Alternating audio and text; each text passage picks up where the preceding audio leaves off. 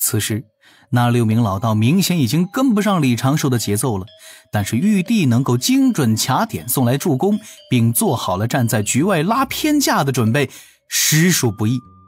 李长寿对玉帝先行礼，而后开口解释：陛下，您有所不知，上次被那金蝉袭击，幸得陛下出手击退那金蝉，小神的心底且愤且怒，又自觉无能无用，故小神暗中准备，定下算计，先是将那金蝉自西海龙宫引出。言到此处，李长寿看脸西海龙王身后的众龙，目光如剑，众龙却纷纷不敢与他对视。其他3宫之龙此刻也已经大多明白了些什么，各自皱眉看向西海来龙，目中多了几分警惕。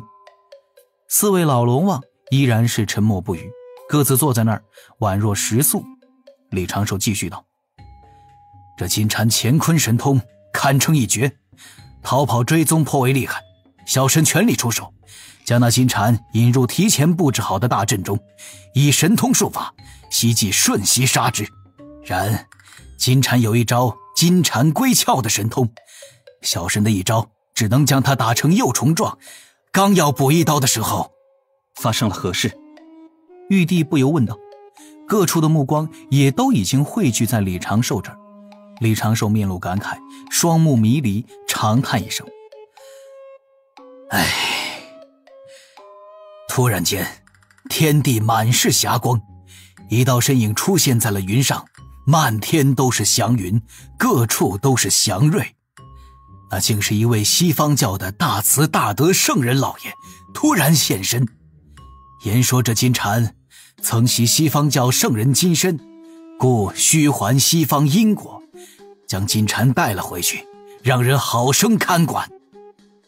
话音一落，李长寿指着那6名老道怒骂：而今这6人竟说金蝉与西方无关，若他们不知此事，定是假冒；若他们明知此事，便是故意无视圣人老爷。西方2圣，那是紫霄宫中听道者，天地功德凝金身，虽只是道祖老爷的继门弟子，但与我道门3位老爷也算是同门。陛下，小神是人教出身，当真是见不得他们冒充圣人弟子，玷污西方圣人老爷之名。西方老爷的面皮就不是圣人面皮了吗？但凡圣人门下，自当维护之。玉帝点点头，爱卿所说不错。随后就皱着眉，带着几分疑惑看向了那6名老道。就听哭的一声，一名西方老道面色涨红，竟是低头喷出一口鲜血。其他的5名老道更是面色阴沉如水，恨不得将李长寿直接活吞了。正此时，4股惊人的威压出现在了6名老道对面的坐席。只见4海龙王各自站起身形，也不说话，也不抬头，都是低眉顺眼状。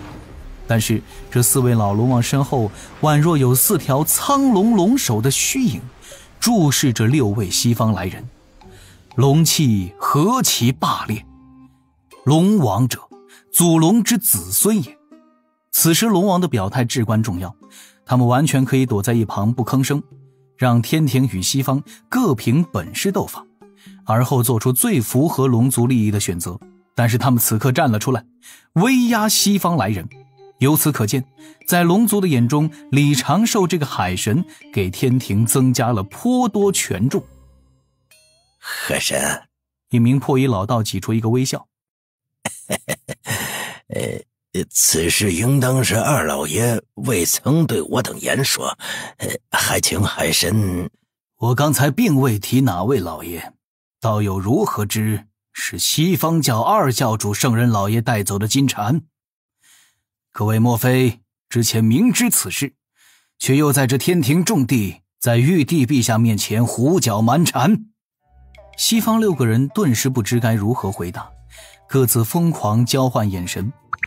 而李长寿此时却故意后退了一步，话音少了几分咄咄逼人，道：圣人弟子也代表着圣人的面皮，这身份可冒领不得。6位如何证明自己是圣人弟子？于是这6位破衣老道的目中更为忌惮。李长寿见状也是一笑，先是对赵大爷传声说了几句，又道：各位，最简单自证之法就是立大道誓言，各位只需立下誓言，证明自己就是西方教圣人老爷的弟子，其他根脚也不必多说。如若不然，我这就去兜率宫中走一趟，问问假冒圣人弟子者当如何论处。李长寿话音刚落，就听得侧旁传来一声牛叫。看远处，一位身着棕色道袍的老道端着拂尘，盘坐在青牛背上，没有霞光，毫无异彩，却能让人心底惊悸。更有甚者，多看这老道一眼，便觉得自己面对的是这个天地，仿佛天地大道被赋予了思维情绪，活转了过来。看来者，大道之境何用名？此身威严无虚振，无边清气自他结，天地鸿蒙后他生。言谈轻语皆道理，目之所及先神临。有道尊灵曰太上，三界有名唤老君。老君亲来了。李长寿心底咯噔一下，赶紧回忆一下自己是不是哪句话说错了。天庭先生面露惊色，玉帝王母立刻起身，当下就要向前迎接。但是老君手中的拂尘一甩，青牛迈出2步，老君的身形已经是出现在了仙宴之中。老君看脸李长寿，左手抬起，留给李长寿的反应时间不足瞬息，但是李长寿把握住了这个机会，立刻快步向前，扶住了老君的胳膊，将老君扶下了牛背。长庚，老君微微开口：弟子在。老君道：将牛拴在外面，莫要在殿下面前失礼。是。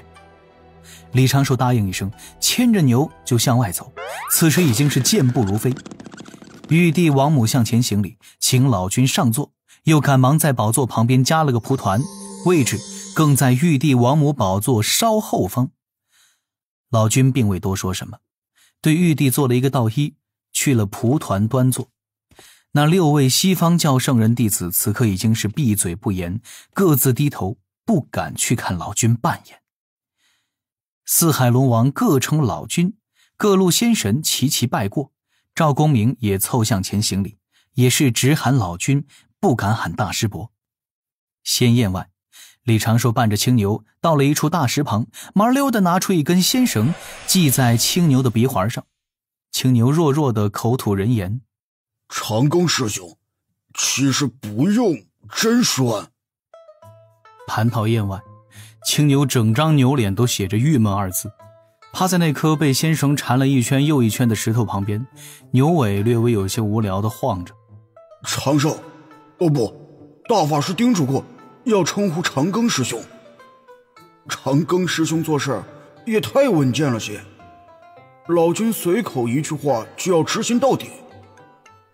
我又不是没开灵智，说句不好听的，在场的这些斗法能对得过我牛牛的不超过10位。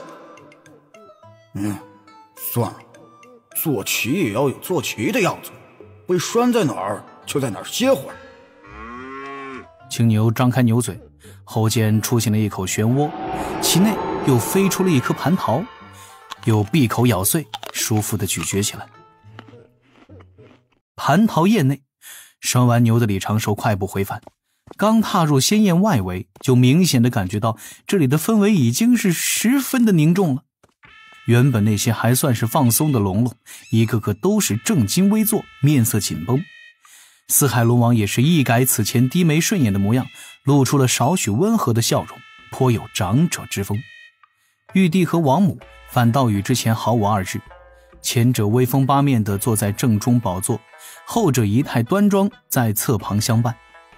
赵大爷收起了松松垮垮的坐姿，从此前那般此地谁堪一碰的豪放，已经变成了吾乃截教弟子的严肃认真。天庭仙神更不必提，一个个都是打起12分的精神，就连那原本眼睛就小的月老也把眼睛瞪得跟一个小号铜铃一样。西方来的6位老道正襟危坐，各自面含微笑，像是将此前事翻篇了一样。为何如此呢？自是因为老君在此地啊。李长寿走了不过4、5步，已是将老君为何而来分析得清清楚楚。首先排除老君就是来看热闹的这种浅薄且没有技术含量的选项。结合刚刚老君给我的眼神，允许我搀扶，又差我去拴牛，种种迹象表明老君是来给我撑腰的，顺便提防着西方教圣人来袭，对龙族直接表明态度，力保龙族今日归入天庭。确认了这一点，李长寿立刻思考接下来自己该如何做，才可以交上一份接近满分的答卷。此刻老君就在宴上坐，原本的博弈局势已是大变，己方优势无限大，既飞龙起脸，既铁锁连舟，宜张弛有度，宜固本不移。越是这个时候，就要越发坚持稳字经的指导精神，将套路论的价值完全发挥出来，坚持人教利益第一，天庭利益第二的原则，一元会不动摇。故此，李长寿行至自己的座位前，步伐一缓，对着玉帝做了一个道揖：“陛下，此地这6位自称是西方圣人弟子，尚未自证，稳妥起见，小神就继续了。”玉帝含笑点头：“老君在此地，哪怕是混来了一些假冒圣人弟子的魑魅魍魉，倒也不必担心。陛下，这6位若真是圣人弟子，此事怕是也是急于自证吧。”李长寿转身看向那边的6名破衣老道，目光满是温和。或是李长寿暗中计算过角度，又或者是纯粹赶巧了。6位西方老道看向李长寿的时候，刚好能够看到在高台角落端坐的太上老君。前面这位海神白衣白发，面色慈祥，其后的那位老道静默不语，眼睑半落，一股莫名的压力自此而生，让这6名老道几乎道心不稳。那名此前说话最多的老道不由挤了个难看的笑容，淡然道：“我师兄弟如何不敢自证？我就立下大道誓。”且慢！李长寿开口打断，看向了一旁的赵公明，目光似乎在说：“此时不拿，更待何时？”赵大爷却是有些犹豫，沉吟皱眉，眼神仿佛在说：“真的要当着老君的面把那个东西拿出来？”李长寿的目光立刻变得颇为坚定。赵公明也未再犹豫，在袖中拿出了一只有些破旧的画轴，用仙力推给了李长寿。“搞事就搞事！”李长寿奏请了玉帝，得了玉帝许可之后，端着这画轴漫步到了那6位老道身前，放在他们面前。此画轴一出，那6名西方教的老道对视一眼，他们先是在彼此面容上看到了恼怒，随后就各自震惊，确认了对方竟然都被赵公明给碰过。这卷轴就是罪证，罄竹难书的罪证。不过话又说回来，这6位老道此刻也都有一种同居多年的夫妻发现彼此竟是失散多年的童年老哥们之感，反正很微妙就对了。各位请。李长寿做了一个浅浅的道揖，在旁端着拂尘静静而立。一名老道左手略微有些颤抖，将卷轴在矮桌上摊开，他看着其上那熟悉的字眼，熟悉的格式，以及又增补了许多的新鲜字迹，不由就想起了那一段不堪回首的岁月。这一刻，这老道突然就明白了，为何这么多同门高手师兄弟会在那一段时间面色阴沉，火气颇重，又为何有几位同门直接宣布闭关200到500年，暂时不过问教中事务，这根儿都在这儿啊。李长寿在旁边耐心的指导，温声道：“道友，你从这个位置读到这个位置，然后又以这个位置收尾就是了，只是自证身份，中间那一段可以省略。”周操不由有一道道目光仙识探究而来，都在好奇赵公明拿出了什么宝贝。片刻之后，那西方教老道沉声开口，引来天庭中的天道之力翻涌，以感念明示咒开头，诵读起了一篇长达数千字的大道誓言。6个老道立个誓，花了足足1个时辰，天道之力来来去去，将他们自称的身份分别验证了一遍。那大道誓言模板重复了6遍，也让蟠桃宴在座的各位仙神、龙族、玉帝、王母，还有后面赶过来的龙姬公主听了6遍。他们也没有什么太多想说的，就是感觉开了一番眼界，打开了一扇新世界的大门。有些没文化的武将道一句：哟，这个大道誓言还能这么讲究？那些有文化的文臣自会文绉一些，比其娘之，这也行。当第6个老道诵读完了誓言，李长寿收回那卷轴，嘀咕了一声：其实6位1位自证身份就够了，毕竟圣人弟子如何会与假冒者同流合污？看几位心热的紧，我倒也不好多说什么。刚才吐血的那名西方教圣人弟子脸色涨红，硬生生地把一口血又咽了回去。此刻数十位天庭重臣、蟠桃宴周围的那些天将以及四海龙王、龙族来龙，额头齐齐挂满了黑线。大部分仙神看李长寿的目光多是敬畏，打上了绝不能得罪的标签。此时谁还看不出来啊？那6位西方老道根本就不是海神的对手。从海神归来突然翻脸，这一路的节奏都被海神轻松地控制在手中，一步步将6位老道压制到无法翻身，3言2语就让这6位老道颜面尽失。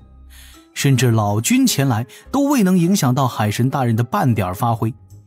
西方来人并非是无能，能成为圣人弟子，且将龙族逼迫得如此狼狈，自都有些本领。但是他们空有满腹骚话，却无处空有满腹计谋，却找不到出手之机。刚酝酿第1步，对面的海神已经是走到了第5步，甚至还挖了4个坑在他们面前，这怎么斗啊？诚然，这番斗法下来，李长寿似乎也没得什么好处，只是让这6名老道丢了一些颜面，此时不敢再多说话。但是换个角度考虑，若今日老君不来，需要李长寿与玉帝应对西方的发难，被李长寿如此收拾了一顿，西方教6老道就被挫了气势，失了锐气，稍后他们无论说什么论什么，效果都会大打折扣，更不可能影响到龙族的判断。